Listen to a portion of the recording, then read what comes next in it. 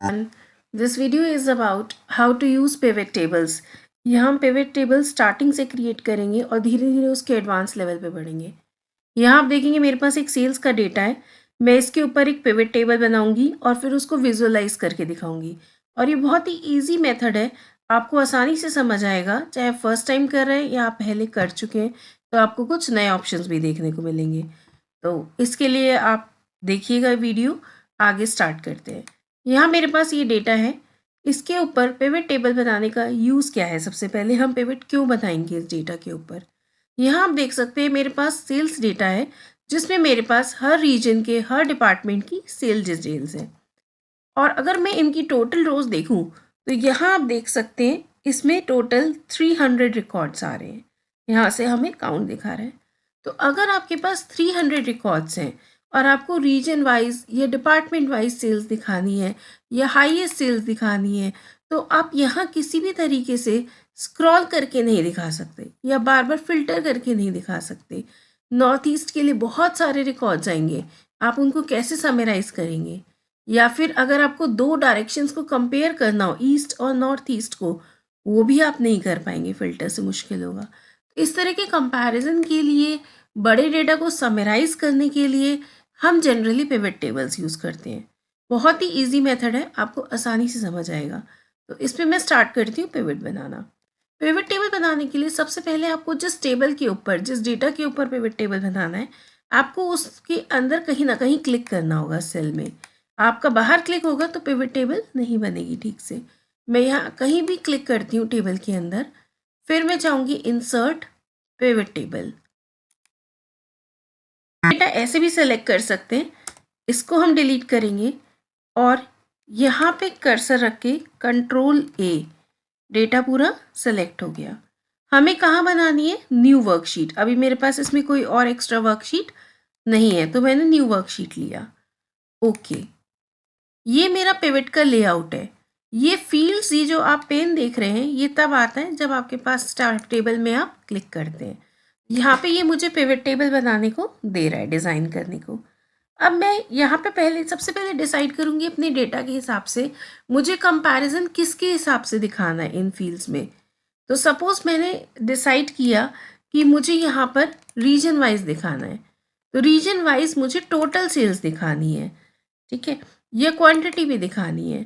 तो मैंने यहाँ पे जाके किया, जो भी आपको समराइज करना है कॉलम, उसको हम ड्रैग करके रोज में डाल देंगे।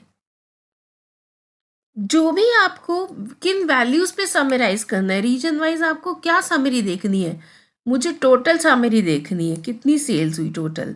या फिर आप सब टोटल से पहले सेल प्राइस सब टोटल भी देख सकते हैं, दैट इज विदाउट टैक्स।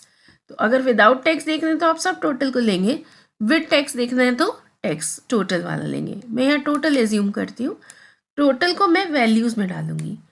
तो अब ध्यान से देखेंगे, अगर आपको रीजन वाइज बनाना है तो रीजन को आप रोज में डालेंगे, और टोटल्स का पिवट बनाना है तो उसको वैल्यूज में डालेंगे। एक बार इतना हो गया, अब हम इसको आगे फॉर्मेट करते हैं। ये बेसिक पिवट टेबल बन गई। जैसे यहाँ पे ये देखने में थोड़ा ऑकवर्ड लग रहा है, कहीं छोटी वैल्यू है, बड़ी है, फिर कम हो रही है। तो यहाँ मैं कर सकती हूँ right click, sort largest to smallest, मतलब ये डिसेंडिंग ऑर्डर में सॉर्ट हो जाएगा। ये देखिए इसका लुक।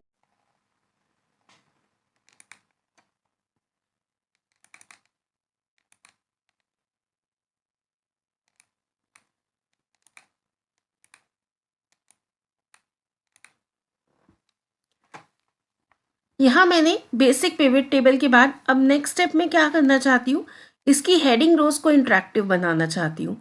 तो यहाँ पे क्लिक करके फॉर्मूला बार में रो लेबल्स की जगह हम इसका नाम चेंज कर सकते हैं। मैंने कर दिया रीजन। यहाँ कॉलम हेडिंग आ रही है सम ऑफ टोटल, यहाँ मैंने चेंज कर दिया परसेंटेज ऑफ टोटल सेल्स। इस तरह से आप इसको बड़ा कर सकते हैं। यहाँ पे अभी ज़्यादा इंटरेक्टिव हो गया, हमारे कॉलम हेडिंग्स भी इंटरेक्टिव हो गए। हम इसी तरह से इसका डिज़ाइन भी चेंज कर सकते हैं। आप यहाँ से सेलेक्ट करेंगे, डिज़ाइन टैब आ जाएगा। जब आप इसके अंदर क्लिक करेंगे तो ये अपने आप हाईलाइट हो जाएगा डिज़ाइन टैब। आप यहाँ से टेबल का कलर सेलेक्ट कर सकते हैं या लेआउट ले सकते हैं, जो भी आपको अच्छा लगे। यहाँ मैंने ये वाला लेआउट ले लिया या ये वाला ब्लू कॉम्बिनेशन में और इसको छोड़ दिया। अब हमारे पास क्या है, हम इसी को और प्रेजेंटेशन बनाने के लिए और इंटरेक्टिव बनाने के लिए इसी के ऊपर चार्ट भी यहीं बना सकते हैं। यहाँ मैंने किया पिवट टेबल एनालाइज। जब आप इसके अंदर क्लिक करेंगे तो ये टैब हाईलाइटेड होगा। आप यहाँ करेंगे पिवट चार्ट। यहाँ मैंने सेलेक्ट किया किस टाइप का चार्ट चाहिए। यहाँ मैंने सेलेक्ट किया पाई चार्ट चाहिए। पाई चार्ट के अलग अलग लेआउट्स हैं, आप इनमें से कोई भी सेलेक्ट कर सकते हैं। मैंने यहाँ पे ये वाला लेआउट क्लिक किया, डू ओके। हम इसको अपनी पोजीशन पे प्लेस कर सकते हैं। ये बहुत बड़ा लग रहा है टेबल चार्ट का साइज छोटा करने के लिए हम जैसे ही इस पर क्लिक करेंगे ये सेलेक्टेड आ जाएगा। यहाँ से पकड़ के हम इसको ड्रैग कर सकते हैं जितना छोटा करना है और उसके बाद यहीं से इसको पोजीशन कर सकते हैं। हम यहाँ पे और भी चेंजेस कर सकते हैं, जैसे यहाँ पे हमारे पास फॉर्मेट का ऑप्शन है या चार्ट पे क्लिक करेंगे तो आपके पास और भी ऑप्शंस आ सकते हैं। You can change chart type, इसका format chart area, colour change करना यहाँ से कर सकते हैं। यहाँ अभी मैं कुछ ये चीज़ें चेंज नहीं कर रही हूँ, मैं इसकी हेडिंग चेंज करना चाहूँगी। हेडिंग चेंज करने के लिए मैं सिंपली यहाँ क्लिक करूँगी, यहाँ से टोटल को हटा दूँगी और अपनी हेडिंग डाल दूँगी। यहाँ मैंने हेडिंग डाल दी रीजन वाइज।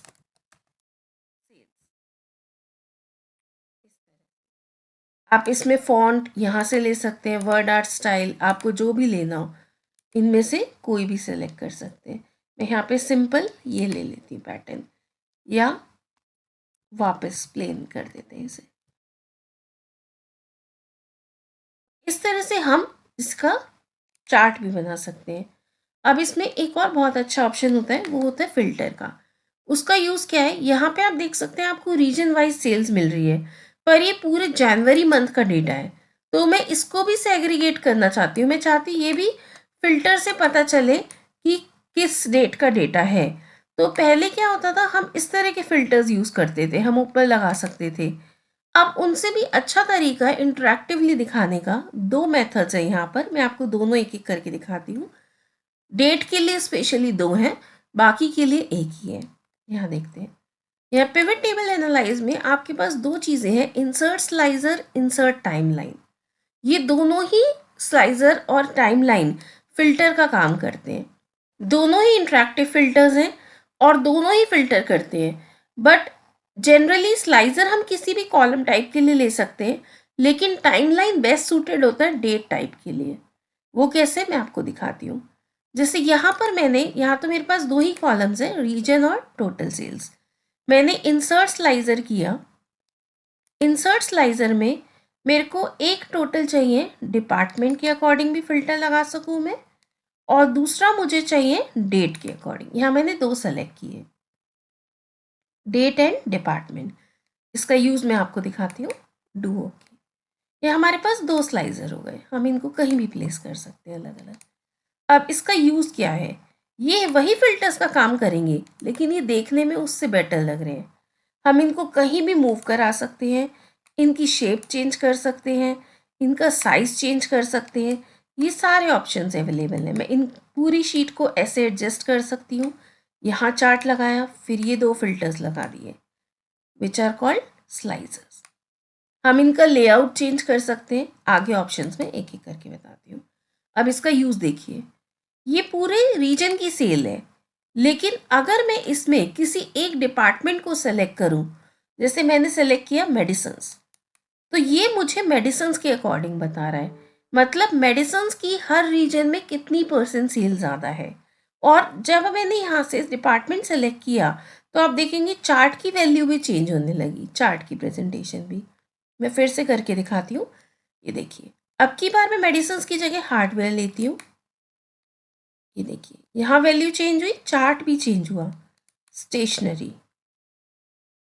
तो ये यूज है स्लाइजर का। ये फिल्टर की तरह ही काम करता है, बट ये इंटरेक्टिव है, देखने में अच्छा लगता है, यूआई फ्रेंड। स्लाइजर में भी और चेंजेस कर सकते हैं, जैसे आप यहाँ से इसको मल्टी सेलेक्ट ऑन कर सकते हैं।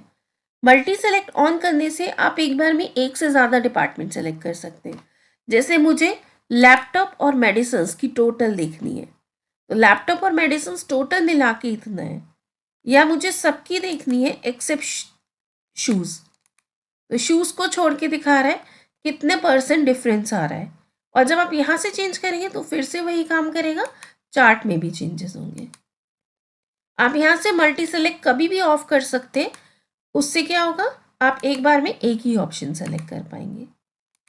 अगर आपको कोई नहीं करना, सपोज मैंने यहाँ लैपटॉप या मेडिसिन कुछ भी सेलेक्ट किया हुआ है, पर अब मैं हर डिपार्टमेंट के लिए देखना चाहती हूँ, तो मैं यहाँ से कर सकती हूँ क्लियर फिल्टर।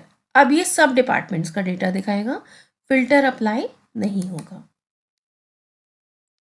आप यहाँ पे जाके डेट के लिए यूज़ कर सकते हैं। ये डेट वाइज है, सपोज मुझे देखना है 14th को कितना था, 12th को कहाँ ज़्यादा थी। ये देखिए डेटा चेंज हो रहा है चार्ट के साथ साथ। हम इसमें फिर से मल्टी सेलेक्ट कर सकते हैं। मुझे कंटिन्यूशन में 3-4 डेट्स देखनी है या पूरे वीक की देखनी है, तो मैं यहाँ से ले सकती हूँ। मैंने मल्टी सेलेक्ट ऑन किया हुआ है, मैंने बोला मुझे 14 चाहिए, 15 भी चाहिए, 16, 17, 18 इन 5 डेज़ का डेटा, तो मेरे पास इन 5 डेज़ का डेटा आ गया। और फिर से अगर मुझे सारी डेट्स चाहिए, फिल्टर हटाना है, तो मैं स्लाइजर डिलीट नहीं करूँगी, फिल्टर को नहीं हटाऊँगी, सिंपल यहाँ से डेटा क्लियर कर दूँगी। मल्टी सेलेक्ट को आप यहाँ से ऑफ भी कर सकते हैं, आपकी मर्जी है। उसके बाद आप एक ही डेट सेलेक्ट कर सकते हैं, एक से ज़्यादा। इस तरह से अगर आप देखेंगे हमने रीजन वाइज सेल्स दिखाई, यहीं पे हमने ग्राफिकली भी प्रेजेंट किया, यहीं हमने 2 स्लाइजर्स भी डाल दिए और उनको इंटरेक्टिव वे में प्रेजेंट किया। इसी तरह से आपका अगर बड़ा डेटा है तो आपको और इजी लगेगा पिवट में रिप्रेजेंट करना, क्योंकि आप और ज़्यादा कॉलम्स के अकॉर्डिंग इनको कैटेगराइज कर सकते हैं। नेक्स्ट है, जब मैंने पिवट बनाया था तब आपको मैंने 2 तरह के फिल्टर्स बताए थे, स्लाइजर और टाइमलाइन। मैं आपको फिर से बताती हूँ, स्लाइजर हम किसी भी तरह के कॉलम के लिए यूज़ कर सकते हैं, but timeline basically date columns के लिए होता है। तो यहाँ पे मैं डेट के लिए टाइमलाइन यूज़ करना चाहूँगी, ये ट्रेडिशनल स्लाइजर सिर्फ डिपार्टमेंट के लिए अच्छा है। तो मैं यहाँ पे जाऊँगी और simple right click and then remove date, तो ये स्लाइजर डिलीट हो जाएगा। अब मुझे यहाँ पे इसकी जगह स्लाइजर की फॉर्म में चाहिए, तो वो ऑप्शंस कैसे आएंगे, जैसे ही मैं पिवट टेबल पे क्लिक करूँगी वो टैब्स हाईलाइट हो जाएंगे। मैं जाऊँगी पिवट टेबल एनालिसिस में जाके मैं यहाँ सेलेक्ट करती हूँ टाइमलाइन। टाइमलाइन में हमारा डेट कॉलम एक ही है डेट का, तो हमने ये अपने आप ही आपको डेट कॉलम दिखा। अगर यहाँ दो होते, जैसे डेट ऑफ सेल्स या डेट ऑफ पेमेंट, तो यहाँ पे 2 कॉलम्स दिखाता, बट एक ही कॉलम है हमारे टेबल के अंदर, तो उसने एक ही डेट टाइप दिखाया। ओके किया, ये स्लाइजर बन के आ गया। ये देखिए मैं इनको फिर से एडजस्ट करती हूँ और आपको टाइमलाइन का यूज़ दिखाती हूँ। इसको हम थोड़ा छोटा भी कर सकते हैं। ये देखिए अभी मुझे पूरे ईयर के लिए दिखा रहा है, हम कोई भी मंथ ले सकते हैं 2013 का, लेकिन मुझे पता है ये मेरी जनवरी की सेल्स है, तो मेरे पास बाकी मंथ्स में तो कोई डेटा ही नहीं मिलेगा। तो मैं यहाँ इसका लेआउट चेंज कर दूंगी। यहाँ जब मैं डेज करूँगी तो ये जो मंथ्स आ रहे हैं जनवरी, मंथ्स की जगह डेज आने लगेंगे, तो मैं यहाँ इसको डेज कर देती हूँ। यहाँ मैं इसको स्टार्ट में ले जाती हूँ, जनवरी 1st मंथ है। यहाँ देखिए अब मैं इसमें से जो भी डेट सेलेक्ट करूंगी ये डेट के अकॉर्डिंग काम करेगा। आप देख रहे हैं चार्ट में भी डेटा चेंज हो रहा है और टेबल में भी। हम कॉन्टिन्यूस भी ले सकते हैं या नॉन कॉन्टिन्यूस भी, जैसे मैंने ये एक साथ सेलेक्ट कर लिया, इस पूरे पीरियड का आ गया। फिर से यहाँ करूंगी तो सारा फिल्टर क्लियर हो जाएगा और ये फुल मंथ के लिए कंप्लीट डेटा का टेबल दिखाएगा। फिर से मैं सेलेक्ट कर सकती हूँ, मेरे को सिर्फ इतना ही चाहिए, सिर्फ इतने के लिए आ गया। एक ही दिन का चाहिए, लाइक दिस।